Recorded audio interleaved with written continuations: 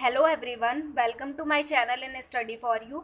और आज जो है हमारा हम पढ़ने वाले हैं चैप्टर 6 का पार्ट 4 है, जिसका नाम है ह्यूमन ब्लड। आज हम ह्यूमन ब्लड के बारे में पढ़ने वाले हैं कि ब्लड के अंदर होता क्या क्या है और साथ में ये किस तरीके से वर्क करते हैं, जितने भी हमारे ब्लड के अंदर जो भी पार्टिकल्स होते हैं। तो चलिए स्टार्ट करते हैं हमारा आज का वीडियो। तो ह्यूमन ब्लड होता क्या है? Human blood mainly red colour का लिक्विड होता है जो कि हमारी पूरी बॉडी में सर्कुलेट करता है। हमारी बॉडी का कोई भी ऐसा ऑर्गन नहीं है जिसमें ब्लड फ्लो ना करे। क्लियर? तो बॉडी का कोई भी ऑर्गन ऐसा नहीं है जहाँ पर ब्लड फ्लो ना करे। अब देखो, जो हमारे ब्लड में एक पिगमेंट होता है जो हमारे ब्लड को रेड कलर का करके रखता है, उसे हम कहते हैं हीमोग्लोबिन। क्या कहते हैं? हीमोग्लोबिन कहते हैं। और हमारे ब्लड में काफ़ी सारी चीज़ें प्रेजेंट होती हैं। पहला है प्लाज्मा, सेकेंड है आरबीसी। आरबीसी है यहाँ पर रेड ब्लड कॉर्पसल्स, और इनको हम रेड ब्लड सेल्स नहीं कह सकते बिकॉज ये सेल्स नहीं है। ठीक है? क्योंकि हमारी पूरी ऑल ओवर बॉडी में जो ये हमारे सर्कुलेट करते हैं, ये जो है छोटे छोटे मसल्स के पार्ट्स होते हैं। ये एक तरीके से लिक्विड होता है, ना कि कोई सेल। क्लियर? और ये हमारी, इसीलिए हम इसको रेड ब्लड कॉर्पसल्स कहते हैं। और देन वाइट ब्लड कॉर्पसल्स और प्लेटलेट्स, ये सारी चीज़ें हमारे ब्लड के अंदर प्रेजेंट होती हैं। और इसके बाद जो हमारा नेक्स्ट है वो क्या है? धीरे धीरे अपनी वीडियो की तरफ बढ़ते हैं। नेक्स्ट है क्या? Plasma. What is plasma? Plasma होता क्या है? प्लाज्मा हमारा ब्लड का एक लिक्विड पार्ट होता है। दैट मीन्स ब्लड में जो भी आपको लिक्विड शो होता है ना, वो किसकी वजह से होता है? वो होता है प्लाज्मा की वजह से। ठीक है? हमारे ब्लड में 90% जो है वाटर होता है। ठीक है? प्लाज्मा के अंदर 90% वाटर होता है। दैट मीन्स इसी वजह से ये हमारे ब्लड को क्या कर देता है? लिक्विड बना देता है। और जो हमारी रेड ब्लड कॉर्पसल्स हैं वो क्या करती हैं? वो ऑक्सीजन को कैरी करती हैं और कहाँ लेकर जाती है? लंग्स में। RBC carry oxygen from lungs to the cell of the body. Clear? इसके बाद जो हमारा आरबीसी है, इसके कुछ फंक्शंस हैं। वो क्या क्या है? रेड ब्लड कॉर्पसल्स के कुछ फंक्शंस हैं। देखो, सबसे पहला क्या था कि ये ऑक्सीजन को कैरी करता है हमारे लंग्स में और अदर बॉडी पार्ट में सर्कुलेट कर देता है एक तरीके से। तो जो हमारी आरबीसी होती हैं वो कैसी शेप की होती है? वो सर्कुलर शेप की होती है। ये आपको याद रखना है।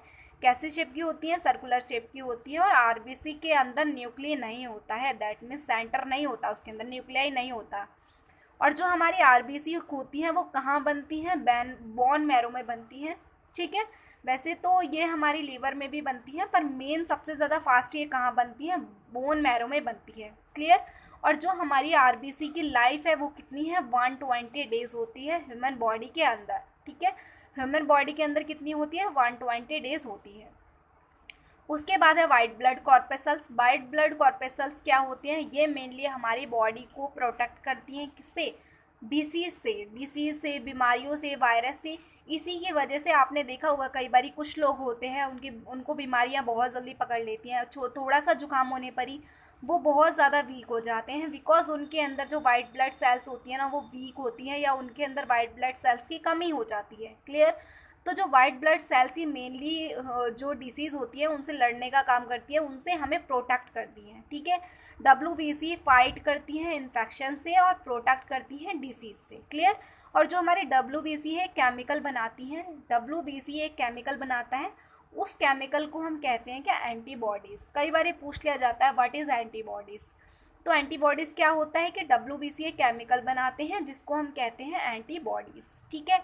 और जो हमारे डब्ल्यूबीसी होती हैं या तो वो स्पेरिकल शेप की होती हैं या फिर इरेगुलर शेप। स्पेरिकल होता है एक बॉल जैसा 3D लाइक स्ट्रक्चर। ठीक है? या तो वो स्पेरिकल होगा या फिर इरेगुलर शेप, दैट मीन्स उसका कोई शेप ही नहीं होगा। ठीक है?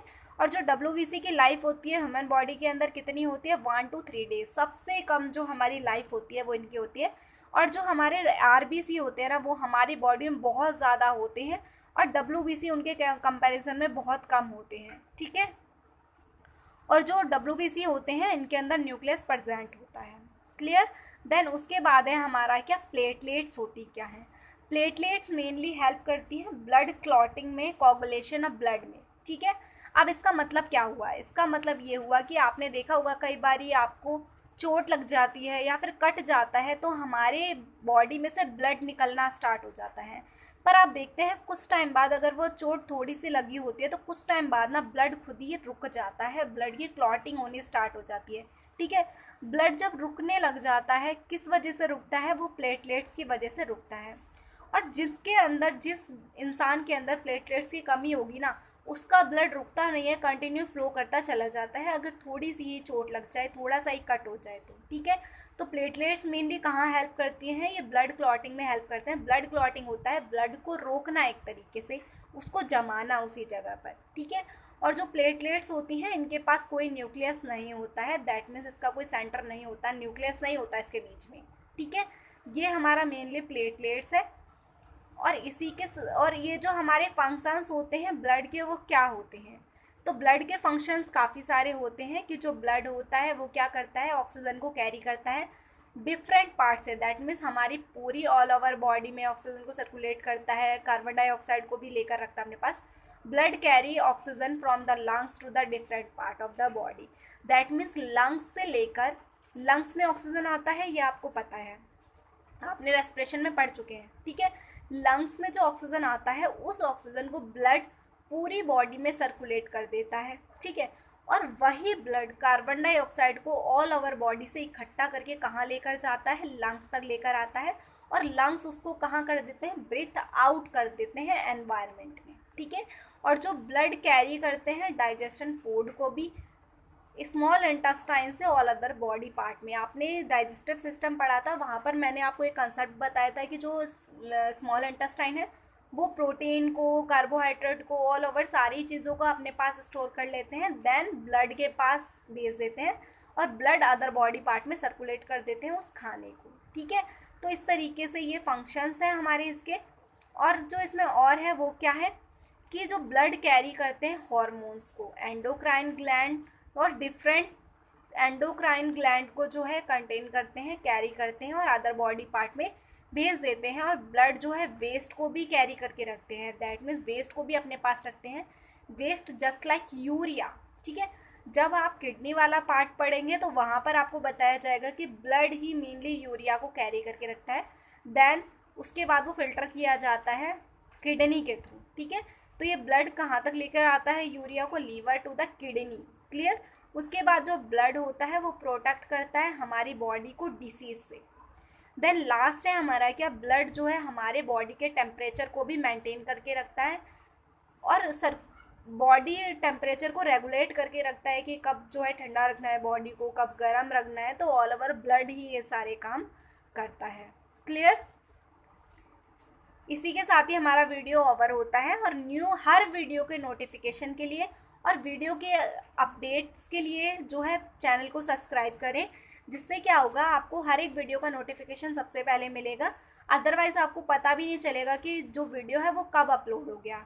और ये सारे जो है हमारे कॉन्टैक्ट के जो है सोर्स हैं, या तो आप wordpress.com पे हमारे साथ जुड़ सकते हैं, जहाँ पर आपको पीडीएफ और ऑल ओवर सारी वीडियो एक साथ प्रोवाइड हो जाएंगी। और साथ में आप टेलीग्राम चैनल के साथ जुड़ सकते हैं, जहाँ पर आपको जो है ऑल ओवर पीडीएफ और हर वीडियो वहाँ पर भी मिलती रहेगी, और यूट्यूब पर तो ये हमारा अपलोड हो ही रहा है content. Thank you so much watching my